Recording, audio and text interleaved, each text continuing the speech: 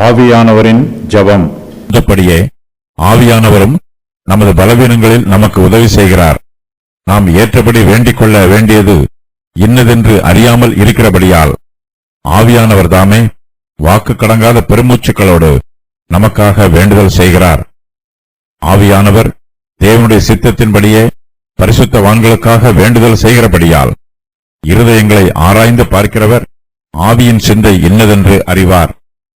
அன்றியும் அவருடைய தீர்மானத்தின்படி அழைக்கப்பட்டவர்களாய் தேவனிடத்தில் அன்பு கூறுகிறவர்களுக்கு சகலமும் நன்மைக்கு ஏதுவாக நடக்கிறதென்று அறிந்திருக்கிறோம். நமக்காக வேண்டுதல் செய்கிறார். அந்தபடியே ஆவியானவரும் நமது பலவீனங்களில் நமக்கு உதவி செய்கிறார். நாம் ஏற்றபடி வேண்டிக் கொள்ள வேண்டியது என்னதென்று அறியாமல் இருக்கிறபடியால் ஆவியானவர் தாமே வாக்கு கடங்காத பெருமூச்சுக்களோடு நமக்காக வேண்டுதல் செய்கிறார். கர்த்தராகிய இயேசு கிறிஸ்துவை மெய்யாய் விசுவாசிக்கிறவர்களுக்கு மேலும் சில சிலாக்கியங்கள் உள்ளன. அவையாவன: நாம் ஜெபிக்கும் போது நமக்கு பரிசுத்த ஆவியானவரின் உதவி கிடைக்கிறது. கர்த்தருடைய பிள்ளைகளாகிய நமக்கு சகலமும் நன்மைக்கு ஏதுவாக நடக்கிறது. நாம் ஜெபத்தில் பலவீனம் உள்ளவர்களாக இருக்கிறோம். நாம் ஏற்றபடி வேண்டிக் கொள்ள வேண்டியது என்னதென்று அறியாமல் இருக்கிறோம். ஜெபத்தில் எதை கேட்க வேண்டும் என்பது நமக்கு தெரியவில்லை. நம்முடைய தரிசனமும் விரிவாக இல்லை. அவ்வப்போது நமக்கு ஏற்படும் பிரச்சனைகளை மாத்திரமே நோக்கி பார்க்கிறோம். வருங்காலத்தில் நமக்கு என்ன தேவை என்பது நமக்கு தெரியவில்லை. சில குழந்தைகள் தங்களுக்கு பழம் வேண்டும் என்று அழுவார்கள். ஆனால் அந்த பழமோ பழுக்காமல் காயாக இருக்கும். பழுத்த பழம்தான் சுவையாக இருக்கும். ஆனால் பிள்ளைகளோ அது தெரியாமல் பழம் பழுக்கும் முன்பாகவே தங்களுக்கு வேண்டும் என்று அடம்பிடிப்பார்கள். காயை சாப்பிட்டால் அது உடல் நலத்திற்கு கேடு என்பதும் அவர்களுக்கு தெரியாது. பல சமயங்களில் நாமும் கர்த்தருடைய சமூகத்தில் அடம் பிடிக்கிற சிறு பிள்ளைகளைப் போல ஜெபம் பண்ணுகிறோம். நமக்கு எது தேவை என்பது நமக்கு தெரியவில்லை. கர்த்தரிடத்தில் எதை கேட்க வேண்டும் என்பதும் நமக்கு தெரியவில்லை. பவுல் இதை பற்றி சொல்லும் போது நாம் அறியாமல் இருக்கிறபடியால் என்று தன்னையும் சேர்த்துக் கொள்கிறார். மற்ற விசுவாசிகளோடு பவுல் தன்னையும் இணைத்துக் கொள்கிறார்.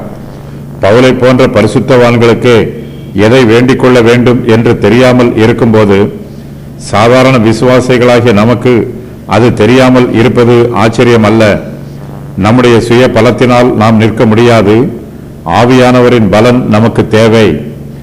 நம்முடைய ஜெபத்தில் பரிசுத்த ஆவியானவர் நமக்கு உதவி செய்கிறார். நமது பலவீனங்களில் அவர் நமக்கு உதவி செய்கிறார். நமது பலவீனங்கள் என்று சொல்லும்போது ஜெபிப்பதில் நமக்கு ஏற்பட்டிருக்கும் பலவீனத்தை இந்த வார்த்தையை குறிப்பிடுகிறது. பரிசுத்த ஆவியானவர் வார்த்தையினால் நமக்கு உதவி செய்கிறார். வேத வசனத்தில் உள்ள ஆவியானவர் உதவி பெறுகிறார். நம்முடைய இருதயங்களில் வாசம் பண்ணுகிற ஆவியானவர் நமக்கு உதவி புரிகிறார். நமக்கு உதவி புரிவதற்காகவே பரிசுத்த ஆவியானவர் நம்மீது ஊற்றப்பட்டிருக்கிறார். ஒருவர் பாரமான சுமையை சுமக்கும் போது அவருக்கு உதவி புரிவதற்காக நம்முடைய தோளை கொடுத்து அந்த சுமையை தூக்குகிறோம். பார சுமையில் ஒரு பக்கத்தை அவர் தூக்கும்போது நாம் மறுபக்கத்தை தூக்கி அவருக்கு உதவி புரிகிறோம். பரிசுத்த ஆவியானவரும் நமக்கு இது போலவே உதவி புரிகிறார். ஆவியானவர் நமக்கு எல்லாவற்றையும் செய்ய வேண்டும் என்று எதிர்பார்த்து நாம் சும்மா இருக்கக்கூடாது. நாமும் சுமையை சுமக்க வேண்டும். ஆவியானவரும் நம்முடைய சுமையை சுமப்பதற்கு உதவி புரிவார். ஆவியானவர் நமக்கு முன்பாக சென்று நமக்கு உதவி செய்யும் போது நாம் மிகுந்த சுறுசுறுப்போடு நம்முடைய வேலைகளை செய்ய வேண்டும். தேவனுடைய உதவி இல்லாமல் நம்மால் ஒன்றும் செய்ய முடியாது. அதே வேளையில் தேவனும் நம்மை அல்லாமல் ஒன்றும் செய்ய மாட்டார். ஆவியானவர் தாமே வாக்கு கடங்காத பெருமூச்சுக்களோடு நமக்காக வேண்டுதல் செய்கிறார். நமக்காக பரிந்து பேசுகிறார். இயேசு கிறிஸ்து பரலோகத்தில் நமக்காக பிதாவினிடத்தில் பரிந்து பேசுகிறார். பரிசுத்த ஆவியானவர் நமக்காக நம்முடைய இருதயங்களில் பரிந்து பேசுகிறார். தேவன் தம்முடைய கிருபையினால் தம்மால் மீட்கப்பட்டுள்ள ஜனங்களுக்கு இப்படிப்பட்ட கிருபை நிறைந்த ஆசீர்வாதங்களை கொடுக்கிறார். ஆவியானவர் நமக்காக வேண்டுதல் செய்யும் போது அவர் வாக்கு கடங்காத பெருமூச்சுக்களோடு வேண்டுதல் செய்கிறார்.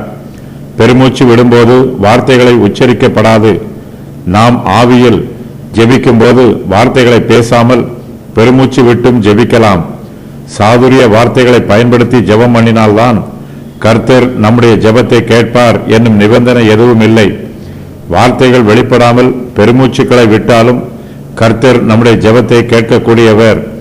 நம்முடைய ஜெபத்தில் விசுவாசமும் பக்தியும் இருக்க வேண்டும். தேவன் இதையே எதிர்பார்க்கிறார். நாம் ஜெபிக்கும் போது என்ன சொல்ல வேண்டும் என்று நமக்கு தெரியாது. நம்மை பற்றி எப்படி வெளிப்படுத்த வேண்டும் என்பதும் நமக்கு தெரியாது. சொல்லுவதற்கு நம்மிடத்தில் வார்த்தைகளும் இருக்காது. இப்படிப்பட்ட சூழ்நிலைகளில் தேவனுடைய சமூகத்தில் வந்து அவரை அப்பா பிதாவே என்று அழைத்து அவருடைய சமூகத்தில் கண்ணீர் விடலாம். தேவனுடைய கிருபாசன தண்டையில் நாம் தைரியமாய் கிட்டிச் சேரலாம்.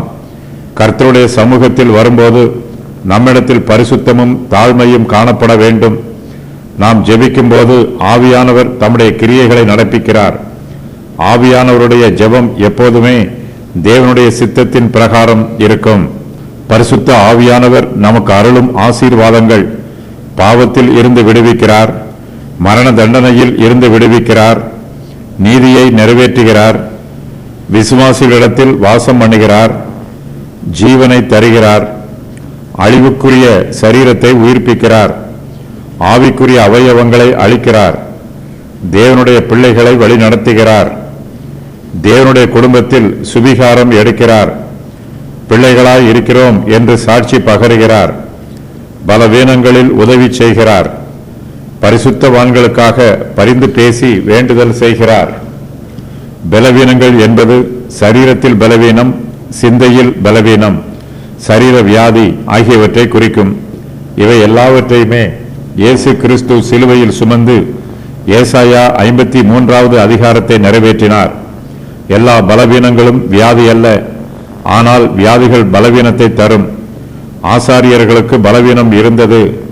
அவர்கள் சரீர பிரகாரமாக ஆரோக்கியமாக இருந்தார்கள், ஆனாலும் பலவீனமாக இருந்தார்கள். எல்லா பரிசுத்தவான்களுமே ஏதாவது சில காரியங்களில் பலவீனமானவர்களாக இருப்பார்கள். இந்த பலவீனம் சரீர வியாதியை குறிக்கும் என்று கூற முடியாது.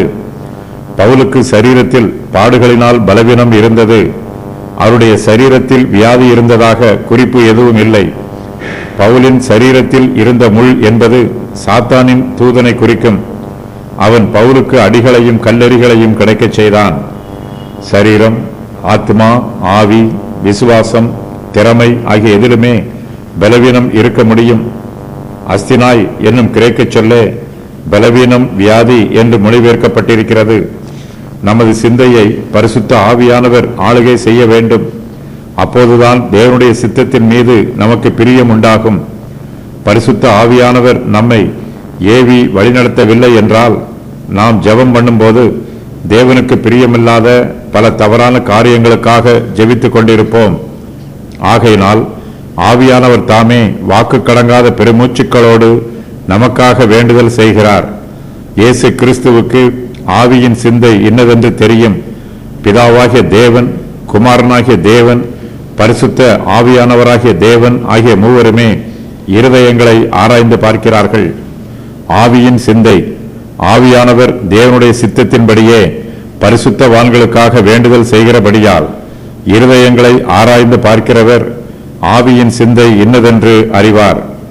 ஆவியானவர் இருதயங்களை ஆராய்ந்து பார்க்கிறவர், ஆகையினால் அவர் ஆவியின் சிந்தை இன்னதென்று அறிந்திருக்கிறார்.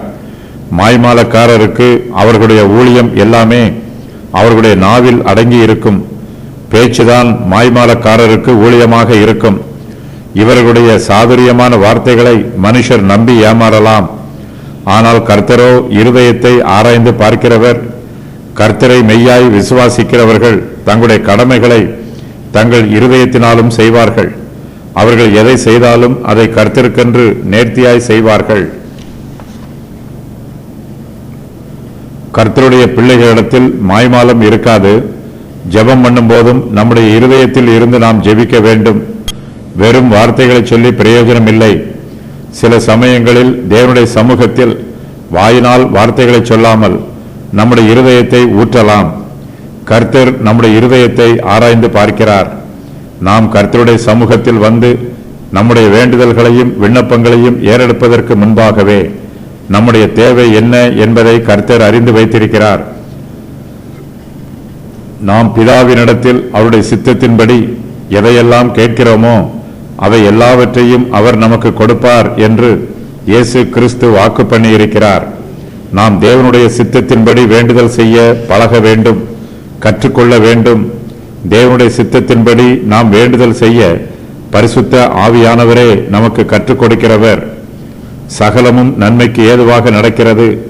அன்றியும் அவருடைய தீர்மானத்தின்படி அழைக்கப்பட்டவர்களாய் தேவனிடத்தில் அன்பு கூறுகிறவர்களுக்கு சகலமும் நன்மைக்கு ஏதுவாக நடக்கிறது என்று அறிந்திருக்கிறோம். கர்த்தருடைய பிள்ளைகளுக்கு இந்த உலகத்தில் பாடுகள் உண்டு, உபத்திரவங்களும் வேதனைகளும் உண்டு. இவை எல்லாவற்றிற்கும் மத்தியில் பரிசுத்த ஆவியானவர் நமக்காக பரிந்து பேசுகிறார். கர்த்தருடைய பிள்ளைகளுக்கு அநேக சிலாக்கியங்களை தேவன் கொடுத்திருக்கிறார். நம்முடைய வாழ்க்கையில் எப்படிப்பட்ட சம்பவங்கள் நடந்தாலும் அவையெல்லாம் நம்முடைய நன்மைக்கு ஏதுவாகவே நடக்கிறது. நமக்கு நடைபெறுகிற காரியங்கள் நம்முடைய நன்மைக்கு ஏதுவாக நடைபெற வேண்டுமானால் நாம் தேவனிடத்தில் அன்பு கூறுகிறவர்களாக இருக்க வேண்டும். தேவனிடத்தில் அன்பு கூறுகிறவர்கள் தேவனுடைய ஆசீர்வாதங்களை மிகுதியாய் பெற்றுக்கொள்வார்கள். தேவனும் இவர்கள் மூலமாய் கிரியை நடப்பிப்பார். தேவனுடைய அனுமதி இல்லாமல் இவர்களுடைய ஜீவியத்தில் ஒரு காரியமும் நடைபெறாது. இவர்களுக்கு நடப்பது எல்லாம் இவர்களுடைய நன்மைக்கு ஏதுவாகவே நடக்கும். நமக்கு சகலமும் நன்மைக்கு ஏதுவாக நடக்க வேண்டுமென்றால் நாம் தேவனுடைய தீர்மானத்தின்படி அழைக்கப்பட்டவர்களாய் இருக்க வேண்டும். நம்முடைய சுய தகுதியினால் நமக்கு ஒரு நன்மையும் உண்டாகாது. தேவனுடைய கிருபையினாலேயே நமக்கு நன்மை உண்டாகும். நம்மை தேவனிடத்தில் ஒப்புக் கொடுக்கும் போது தேவனுடைய கிருபையுள்ள சித்தம் நம் மூலமாய் நடைபெறும்.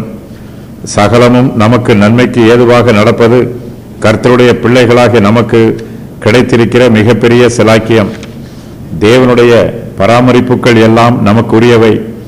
தேவனுடைய கிருபை நிறைந்த பராமரிப்புகளும் நம்மை சந்தோஷப்படுத்த வைக்கும் நன்மைகளும் நம்மை வேதனைப்படுத்த வைக்கும் சம்பவங்களும் நமக்கு உரியவைகள்தான். இவையெல்லாம் நம்முடைய நன்மைக்கு ஏதுவாகவே இருக்கும். ஆரம்பத்தில் இவை ஒருவேளை தற்காலிக நன்மை செய்யக்கூடியதாக இருக்கலாம். முடிவில் இது ஆவிக்குரிய நன்மையாகவும் நித்திய நன்மையாகவும் இருக்கும். கர்த்தருடைய பிள்ளைகளாகிய நமக்கு பல காரியங்கள் நடைபெறுகிறது. நம்மை சுற்றிலும் பல சம்பவங்கள் நடைபெறுகிறது. நாம் நேரடியாகவோ அல்லது மறைமுகமாகவோ பல காரியங்களில் பங்கு பெறுகிறோம். தேவனிடத்தில் அன்பு கூறுகிறவர்களாகிய நமக்கு சகலமும் நன்மைக்கு ஏதுவாக நடக்கிறது. ஒரு மருந்தில் பலவிதமான ரசாயன பொருட்கள் இருக்கும். இவையெல்லாம் சேர்ந்து நம்முடைய சரீர நோயை குணப்படுத்தி நமக்கு நன்மை செய்யும். அதுபோல நமக்கு நேரிடுகிற எல்லா காரியங்களையும் நம்முடைய நன்மைக்கு ஏதுவாக தேவன் நடைபெறச் செய்வார். பவுல் இந்த சத்தியத்தை சொல்லும்போது அறிந்திருக்கிறோம் என்னும் வார்த்தையை பயன்படுத்துகிறார். கர்த்தருடைய பிள்ளைகளாகிய நமக்கு சகலமும் நன்மைக்கு ஏதுவாக நடக்கிறது என்று அறிந்திருக்கிறோம். தேவனுடைய வார்த்தையின் மூலமாக இதை அறிந்திருக்கிறோம். நம்முடைய சொந்த அனுபவங்களின் மூலமாக இதை அறிந்திருக்கிறோம். மற்ற பரிசுத்தவான்களின் அனுபவங்களின் மூலமாக இதை அறிந்திருக்கிறோம். தேவனுடைய பிள்ளைகளுக்கு ஆதரவாக தேவனுடைய பராமரிப்பானது அவர்கள் செய்யும் எல்லா காரியங்களிலும் ஏதுவாக இருக்கும். ஏனெனில் தேவனுடைய பிள்ளைகள் தேவனுடைய சித்தத்திற்கும் அவருடைய நோக்கத்திற்கும் கீழ்ப்படிந்து நடக்கிறார்கள்.